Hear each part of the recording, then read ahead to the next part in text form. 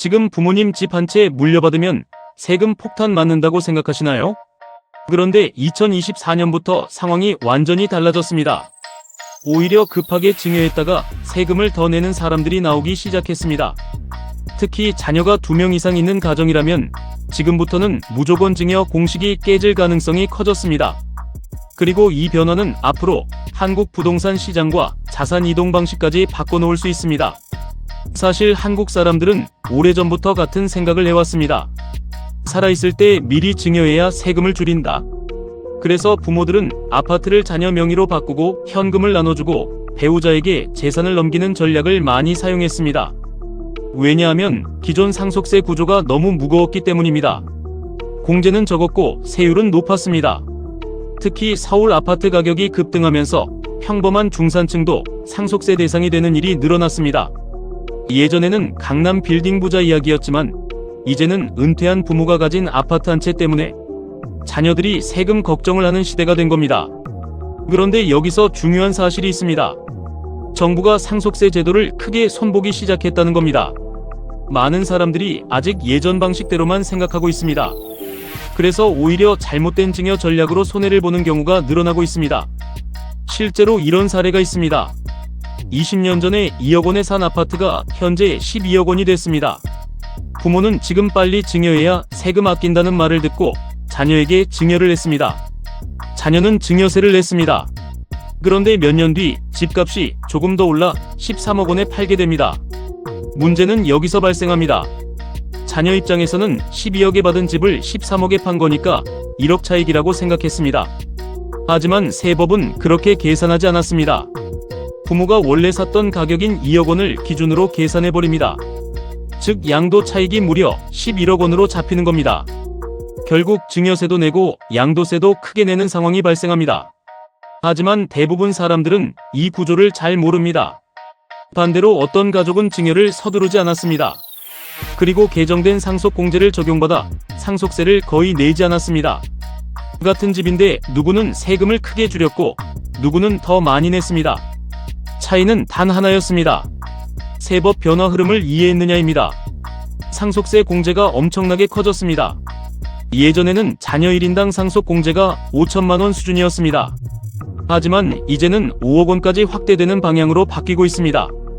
이게 왜 중요하냐면 가족 단위로 계산하면 영향이 엄청 커집니다. 예를 들어 배우자와 자녀 2명이 있다면 최대 17억 원 수준까지 상속세 부담이 줄어들 수 있습니다. 자녀가 3명이면 공제 범위는 더 커집니다. 즉 예전에는 세금 대상이었던 가정이 이제는 비과세 범위 안으로 들어오기 시작한 겁니다. 이걸 모르면 앞으로 더 힘들어집니다. 예전 방식만 믿고 무조건 증여부터 하면 오히려 손해가 될 수 있기 때문입니다. 많은 사람들이 착각하는 부분도 있습니다. 미리 증여했으니까 상속세 피했다. 하지만 세법은 그렇게 단순하지 않습니다. 부모가 사망하기 전 10년 안에 자녀에게 증여한 재산은 다시 상속재산에 합산됩니다. 즉 급하게 증여했다고 끝나는 게 아닙니다. 특히 고령 부모가 무리하게 증여를 진행했다가 오히려 세금 계산만 복잡해지는 경우도 많습니다. 과거에는 10년마다 조금씩 나눠 증여하는 전략이 효과적이었습니다. 하지만 이제는 공제 자체가 커졌기 때문에 상황이 달라졌습니다. 무조건 증여가 정답인 시대가 아니라는 겁니다. 부동산은 특히 2월과세가 핵심입니다. 부동산을 증여받은 뒤 10년 안에 팔면 세법은 자녀 기준이 아니라 부모 기준 취득가를 적용합니다. 쉽게 말하면 부모가 아주 싸게 샀던 집일수록 나중에 양도세 폭탄 가능성이 커집니다. 특히 서울 아파트처럼 장기간 많이 오른 자산은 영향이 매우 큽니다. 그래서 앞으로는 단순히 증여세 얼마냐만 보면 안 됩니다. 양도세까지 함께 계산해야 합니다. 하지만 대부분 사람들이 여기서 무너집니다. 당장 증여세만 보고 판단하기 때문입니다. 앞으로는 상속세 계산 방식 자체도 달라질 가능성이 큽니다. 현재 한국은 전체 재산 기준으로 상속세를 계산하는 구조입니다. 그런데 앞으로는 각자 실제로 받은 금액 기준으로 과세하는 방향이 추진되고 있습니다. 이게 도입되면 자녀가 많고 재산을 분산해서 상속할수록 세금 부담이 줄어드는 구조가 됩니다. 즉 과거보다 훨씬 유연한 상속 전략이 가능해지는 겁니다.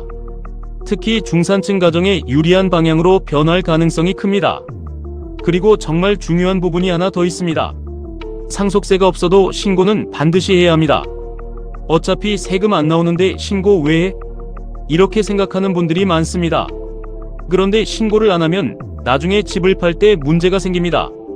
예를 들어 시가 10억 원 아파트를 상속받았는데 신고를 안 하면 기준시가 같은 낮은 가격이 취득가로 잡힐 수 있습니다. 그러면 나중에 15억 원에 팔 때 양도 차익이 훨씬 크게 계산됩니다. 결국 양도세를 더 많이 내게 됩니다. 즉 상속세 신고는 단순히 세금 납부 문제가 아니라 미래 양도세 절세와 연결되는 겁니다. 그런데 왜 많은 사람들이 아직도 무조건 증여부터 할까요? 이유는 단순합니다. 불안하기 때문입니다. 집값은 계속 오를 것 같고 세금은 더 늘어날 것 같고 정부 정책은 자꾸 바뀝니다. 그러니까 사람들은 일단 빨리 움직이려고 합니다. 특히 주변에서 지금 안 하면 큰일 난다는 말을 들으면 더 흔들립니다. 하지만 자산 관리는 공포로 결정하면 안 됩니다. 세금은 특히 그렇습니다. 한번 잘못 움직이면 되돌리기 어렵습니다. 그리고 한국 사람들은 유독 남들도 하니까 나도 해야지 심리가 강합니다. 하지만 세금은 남 따라하면 위험합니다. 가족 구성도 다르고 자산 규모도 다르고 부동산 종류도 다르기 때문입니다. 그렇다면 지금부터 어떻게 움직여야 할까요? 첫 번째는 본인 가족의 공제 범위를 정확히 계산하는 겁니다. 배우자가 있는지, 자녀가 몇 명인지, 재산 규모가 얼마인지 먼저 확인해야 합니다. 생각보다 상속세 대상이 아닐 수도 있습니다. 두 번째는 부동산의 미래 상승 가능성을 봐야 합니다. 앞으로 크게 오를 가능성이 높은 자산이라면 미리 증여가 유리할 수 있습니다. 반대로 이미 많이 오른 자산은 상속까지 기다리는 전략이 더 나을 수도 있습니다. 세 번째는 증여세만 보지 말고 양도세까지 함께 계산해야 합니다. 특히 부모가 오래전에 싸게 산 부동산은 반드시 전문가 계산이 필요합니다. 네 번째는 배우자 증여도 함정이 있다는 걸 알아야 합니다. 배우자에게 세금 없이 줄 수 있다고 무조건 좋은 게 아닙니다. 나중에 상속 공제가 줄어들 수 있기 때문입니다. 다섯 번째는 신고를 반드시 제대로 해야 합니다. 세금이 안 나와도 신고는 중요합니다. 이 차이가 몇 년 뒤 수천만 원 세금 차이로 돌아올 수 있습니다. 앞으로 한국은 고령화가 더 심해집니다. 즉 상속과 증여는 일부 부자만의 문제가 아니라 거의 모든 가정의 현실 문제가 됩니다.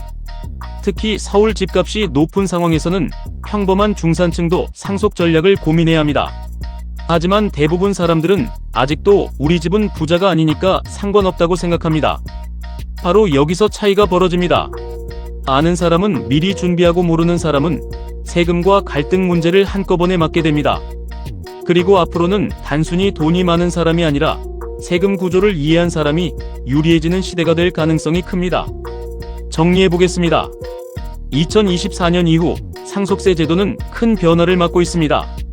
공제는 커지고 세율 부담은 줄어드는 방향으로 움직이고 있습니다. 그래서 예전처럼 무조건 증여부터 하는 전략은 위험할 수 있습니다.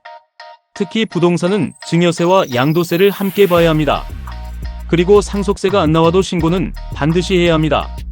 앞으로는 세금 지식 자체가 자산 방어 능력이 되는 시대가 될 가능성이 큽니다. 결국 중요한 건 하나입니다. 불안해서 움직이는 게 아니라 구조를 이해하고 움직이는 겁니다. 이제 선택해야 할 시간입니다. 여러분은 상속과 증여 중 어떤 방식이 더 유리하다고 생각하시나요? 그리고 여러분 가족은 현재 상속세 공제 범위 안에 들어오고 있나요? 댓글로 여러분 생각도 남겨주세요. 앞으로도 돈의 흐름과 현실적인 자산 생존 전략 계속 전해드리겠습니다. 영상이 도움되셨다면 구독과 좋아요도 부탁드립니다.